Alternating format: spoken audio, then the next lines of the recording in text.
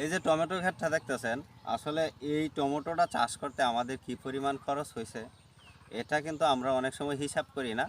আমরা শুধু হিসাব করি বাজারে যায় কত মূল্যে আমরা টমেটোটা কিনতে পারবো, এই হিসাবটা কিন্তু আমরা করি। তো দর্শক দেখেন, এই টমেটো ক্ষেতটা চাষ করতে আমাদের কি কি প্রয়োজন হয়েছে। এখানে সুতার প্রয়োজন হয়েছে, দেখেন মানে আমি উপর থেকে নিচ দিকে যাচ্ছি আর কি।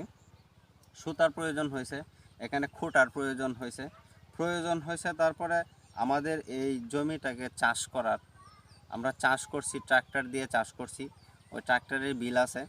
এখানে অনেক কোট আছে যেগুলো নিচে আপনারা হয়তো দেখতে পারবেন না। এখানে আছে সার যেগুলো প্রয়োগ করতে হয়েছে। এটাতে আরও প্রয়োগ করতে হয়েছে আপনার যে কাজের যে লোকগুলা ছিল, সে কাজের লোক, এখানে কাজের লোকেরও একটা বেতন আছে। কিন্তু সর্বোপরি কথা হলো, এত পরিশ্রমের পরেও যখন আমরা এই টমেটোর মূল্য পাচ্ছি মাত্র 2 টাকা কেজি, হয়তো আপনার কাছে হাস্যকর মনে হতে পারে, কিন্তু আমরা যখন আমাদের এই জমি থেকে উঠাই, এই বাগান থেকে উঠাই এই টমেটোটা, তখন আমরা এই টমেটোটা সেল করি মাত্র 2 টাকা কেজি। আপনার যদি বিশ্বাস না হয় তাহলে এক সময় আইসা আমাদের এখান থেকে নিয়ে যাবেন, যা প্রয়োজন হয় যতগুলা প্রয়োজন হয় নিতে পারবেন।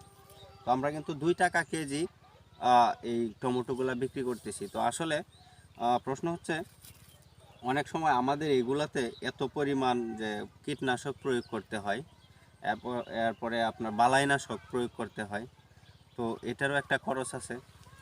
তো সব কিছু মিলায়া আমরা যখন মানে ফলন যদি বাম্পার হয়, একটা বলে না যে বাম্পার ফলন, তো ফলন যদি বাম্পার হয় তাহলে কিছুটা লাভের আশা করতে পারি।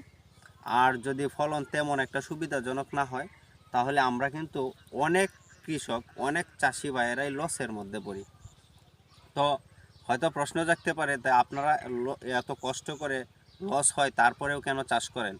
আসলে আমরা গ্রামের মানুষ, আমরা গ্রামে থাকি, আমরা তেমন উচ্চ শিক্ষিত না, এবং আমরা তেমন কোনো কিছু করতেও জানি না। যার কারণে আমরা গ্রামে থাকি, আমরা চাষ করি বিদায় আমাদের মানে আমাদের চাইতে যারা ভিন্ন, আমি আপনাদের কথা বলবো না, আমাদের চাইতে যারা ভিন্ন মানে যারা কাজ কাম না করে তারা খেতে পায়, সেজন্যই কিন্তু আমাদের এই কষ্টটা করতে হয়। আমরা যদি এই কষ্ট করাটা বন্ধ করে দেই তাহলে তাদের কিন্তু খাবার জুটবে না। তো আসলে আমার এই ভিডিওটি দেখে আপনার কেমন লেগেছে অবশ্যই কমেন্ট বক্সে জানিয়ে দিবেন। আমি আছি নেত্রকোনা জেলা পূর্বদলা থানা, এটা হচ্ছে জারিয়া ইউনিয়ন। ধন্যবাদ সবাইকে।